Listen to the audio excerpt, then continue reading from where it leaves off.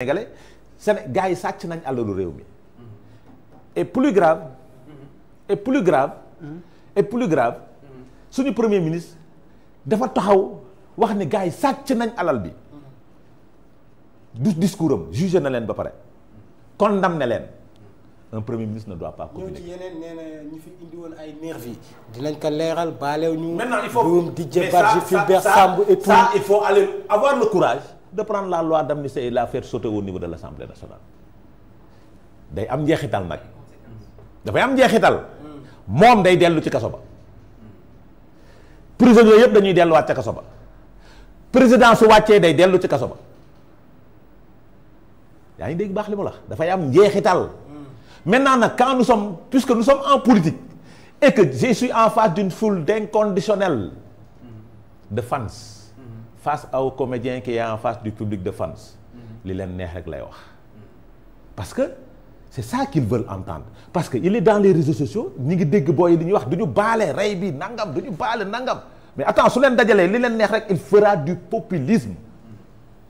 mais l'affaire des nervis yow endossé ñu leeral. déet defal ndànk waxuma ànd naa ci wala ànduma ci mais puisque yoon moo ne ma tout ce qui est amnistié waratuma ci wax moo tax duma ci wax man nag damaa bëgg nekk le républicain bi ma doonoon maintenant ka am sañ-sañ nag wax ci na ci wax mais yoon moo ma tere man ma wax ci maintenant suñu bëggee nit ñi wax ci dañuy jël assemblée nationale jël loi dem ca assemblée nationale abroger loi bi amnistie bi nekk sauté maintenant ñoom ñu démissionné ñoom ñëpp ñu ci nekkoon kaso delluwaat kaso ni ñoom ñëpp ñu delluwaat kaso del xool ndax ñoom ñu nekkoon kaso ñoom ñëpp dinañ bëgg delluwaat kaso ndax Ousmane Sonko dina bàyyi son étoile dorée là et doué dem dugg ji biir kaso bi pour qu'on reprenne le procès maintenant si on l'amnistie saute on va aller vers un procès les procès est-ce que dinañ ci am ndam 8 chefs d'inculpation la woon voilà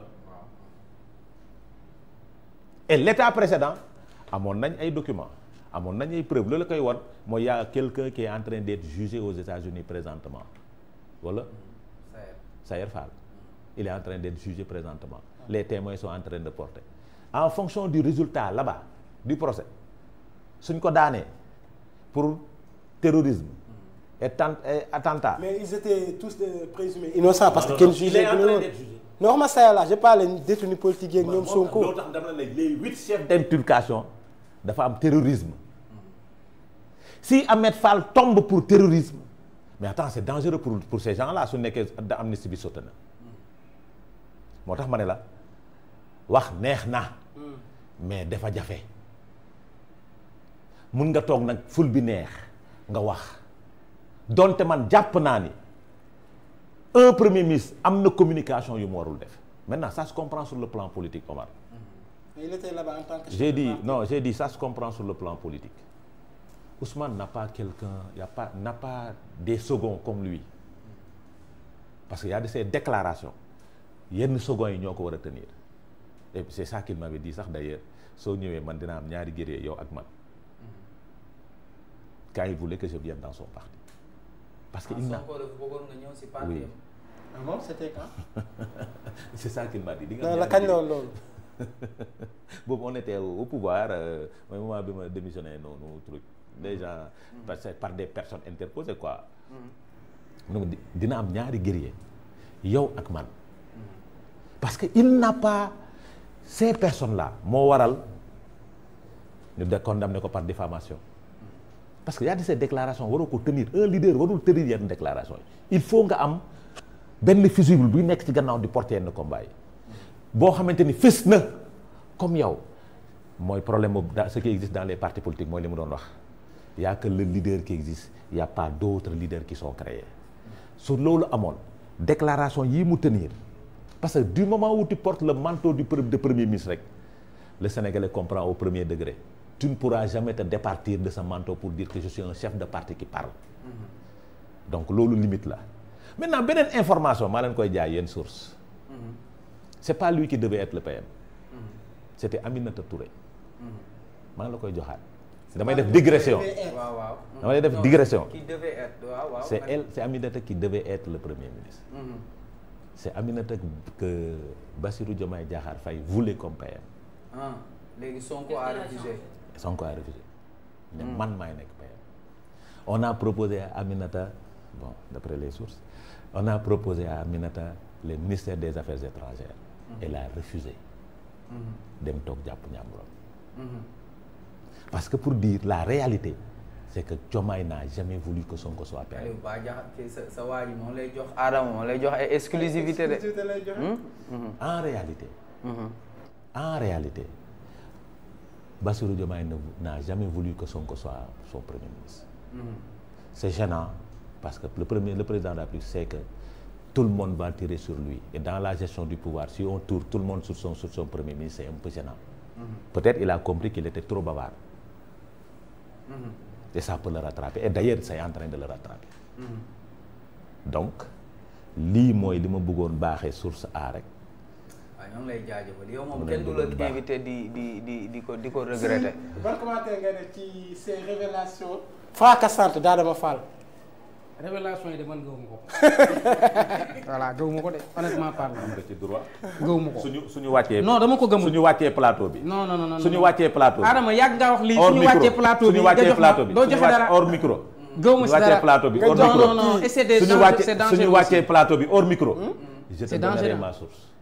non jaru ko j'en ai pas besoin jaru ko parce que xam naa ne c'est déjà faux ce sont des informations véritablement qui ne tiennent pas debout.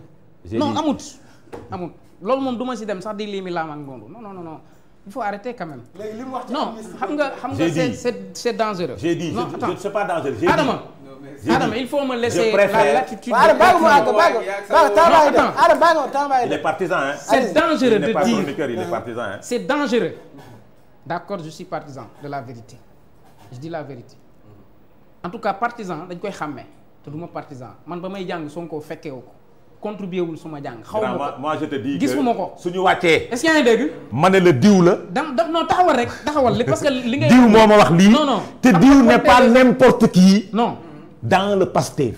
xam nga débat boo ko bëggee écraser. De toute façon, voilà nous on a les moyens peut-être de vérifier voilà. cette information. Voilà. Mais quand même d'accord. Adama Fall qui vient sur le plateau de Sen12 qui dit ça bon. Adama Fall ma léegi nangam ñoo si yem Adama Fall yàgg na def ay révélation yu amut. c'est la réalité des choses. yàgg na def ay révélation dindil révélation bu ma mos a wax te demul. xam nga bëgg a neexal. donne-moi un exemple. donne-moi un exemple d'une révélation qui n'existe pas. j'ai pas ce temps là. non donne-moi un exemple là. J'ai dit un. non attends Adama. soo ko waxee rek ma changé sama sant. soo ma joxee benn exemple rek santatuma Fall. on parle au Sénégal. billahi gis nga bu neexal waxtaan. su joxee exemple de révélation rek ma santuma Fall. yow mi koy wax xam nga ñu du dëgg. gis nga dafa am si politique bu ñu nekk man wax naa la yow su ma sayoon doo nekk opposant politique doo nekk sax un homme politique man je te vois comme un analyste parce que am nga xam-xam boobu. mais nag sa analyse li koy jox crédit. man analyse wu ma de ça je n'analyse pas j'ai donné une information j'ai dit dama la koy baaxee. information boobu kenn da koo sañ a reprendre fii une information boo toog nii rek xëy rek jox ko nit ñi nii. ñi ngay waxal tamit c'est des journalistes quand même de renom. xam nañ li ñuy liggéey kañ la gouvernement non dafa kañ la gouvernement kañ lañ koy installé li mu mujjee nii. kañ lañ koy installé. c'est que moom ngeen war a wax mu noppi. non dafa c'est des précisions depuis le 5. depuis le 5 dégg nga ma wax ci. parce que aw ma ko woon. dama ne amul. la mu wax ca diggante. démb laa ko am Bassirou Diomaye Faye Sonko kële la bëggoon def premier ministre Aminata Touré Sonko ñëw imposé wu amul. c'est faux. démb ci démb. non politique de stabilisation la. xoolal à la suite.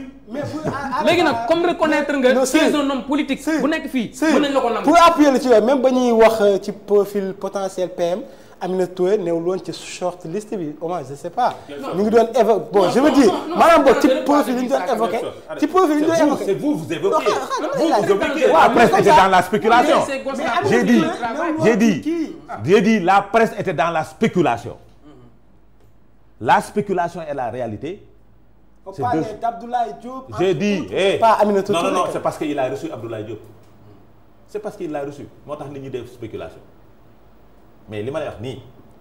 lii ma lay wax nii. mais est-ce que Diomaye quand même dina jël. non dama ne lii ma la wax nii. Aminata Touré ki ma ko wax wóolu naa ko man.